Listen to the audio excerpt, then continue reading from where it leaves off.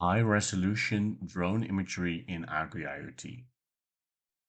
Terviva, our client in Australia, planted thousands of Pongamia trees that needed to be registered into AgrIOT for health, vigor, and pest monitoring. Conventional satellite images were outdated and the resolution not good enough to view and detect young trees.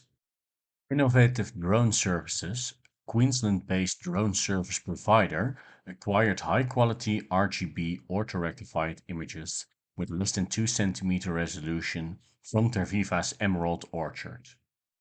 Smart Farm Sensing projected this razor-sharp imagery as an orchard-based layer in our AgrIOT web portal and mobile app, using a custom WMS server. Beforehand, individual trees could not be distinguished. 2 cm resolution makes it possible to resolve each detail of individual trees, even if they are very young.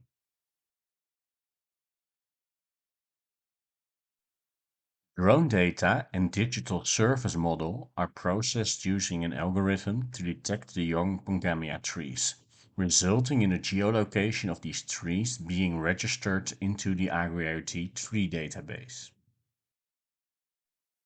The same data is now also available for usage in the AgrIOT mobile application.